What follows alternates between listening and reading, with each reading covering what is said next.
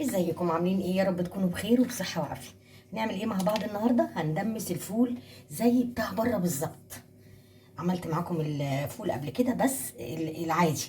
النهارده هنعمل فول العربيات، فول المحلات اللي كلنا بنحبه. انا جايبه كيلو فول اهو، غسلاه كويس جدا، غسلته كويس قوي وصفيته في الحله دي او في البوله دي كده. حطيته هنا غاليه ميه، انا غاليه ميه دلوقتي. هعمل ايه؟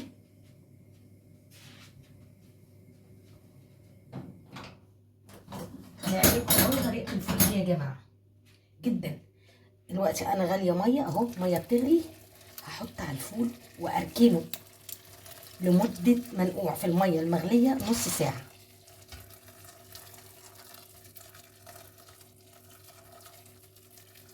هتاكلوا المره دي احلى فول اهو.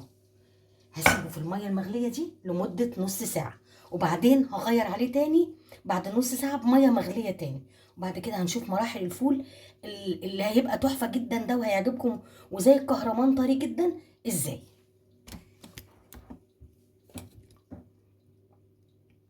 انا هنا كنت ناقعه الفول طبعا نص ساعه بميه مغليه، صفيته حتى بصوا زاد ازاي، وهنقعه نص ساعه تاني بميه مغليه برضو.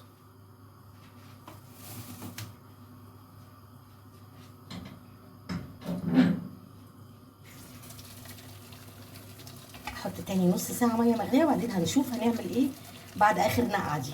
يعني هو كده اتنقع قد ايه يا جماعه؟ ساعه. انا غسلته صفيته، ما غسلتوش لا، لان هو مغسول ومحطوط في ميه مغليه. صفيته كويس وحطيت له ميه مغليه تاني اهو. هسيبه فيها برضو نص ساعه، هيزيد اكتر، وبعدين هنشوف مع بعض هنكمل الفول ازاي. بعدين ارجع لكم. كده انا نقعت الفول بقى كده، هو خد ساعه اهو. هصفيه من الميه دي كده، خد نص ساعه في نص ساعه بميه مغليه. هصفيه ونرجع تاني مع بعض اوريكم هعمل ايه.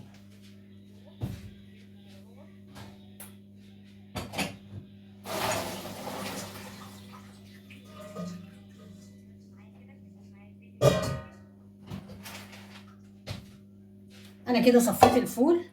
هعمل ايه؟ هحضر حله. مش هعمل الفول لا في الدماسه ولا يعني ولا في حله الضغط، ولا في حله عاديه اهو. هنزل عليه بايه؟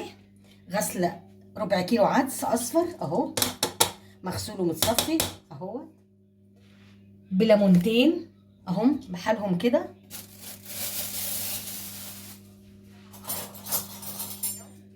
معلقه كبيره بابريكا اهو. هيطلع فول تحفه يا جماعه. معلقه كبيره بابريكا ومعلقه كبيره كركم اهو. بس كيلو الفول اخد ربع كيلو عدس، ليمونتين، معلقه كبيره بابريكا، معلقه كبيره كركم. وانزل برده بميه سخنه، واقيم كل الكلام ده على النار لمده نص ساعه غليان. ان انا هسيب الكلام ده يغلي لمده نص ساعه، وبعد كده هوطي عليه خالص. ممكن تحطي الشياطه، ممكن توطي كانك بتعملي رز بالظبط. نسيبه بقى زي ما يكون 3 ساعات 4 ساعات.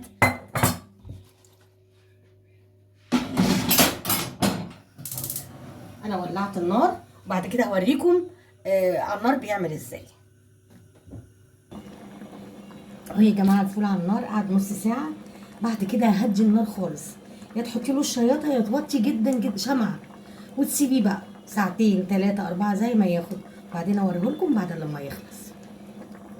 نغطي بقى ونسيبه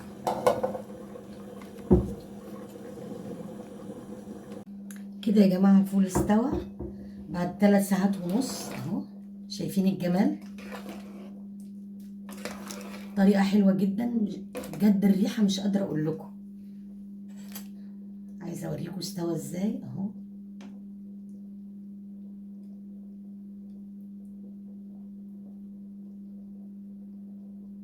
في منتهى الجمال، استوى خالص اهو، ولا اسود ولا اي حاجه. هعمل ايه؟ محضره معلقه نشا مدوباها في شويه ميه. النشا بيعمل ايه؟ ما بيزودش الفول، بيحتفظ بلونه ويديله سماكه شويه اهو. واروح حطها كده واقلب واسيبه كمان 10 دقايق على النار بس، واطفي عليه بقى. عايزه تشيليه في الاكياس، طبعا لازم يتشال في الاكياس في الفريزر عشان تطلعي منه الفطار. تعملي منه بقى بطحينه، بزيت وليمون، بطماطم، اللي انت عايزه تعمليه. انا هسيبه كده 10 دقايق كمان وارجع اغرفه معاكم اهو. الفول اهو.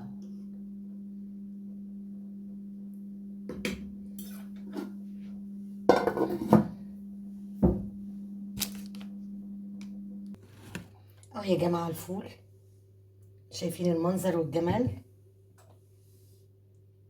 اهو، استوى تماما.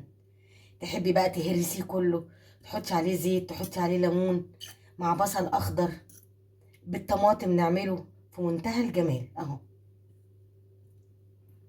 وريحته مش قادره اقول لك، وحاجه بيتي معموله في البيت، نضيف جدا.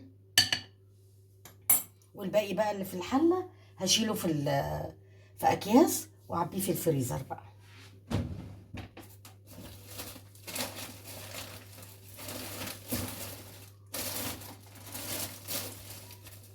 يعني نعمل منه اكياس ونشيله في الفريزر.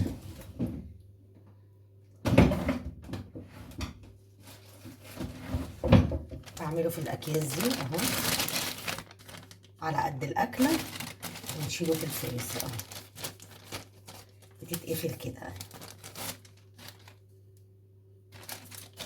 يا رب الفيديو يعجبكم، ما تنسوناش في اللايك والشير والسبسكرايب. دمتم بخير، والقاكم في فيديو جديد.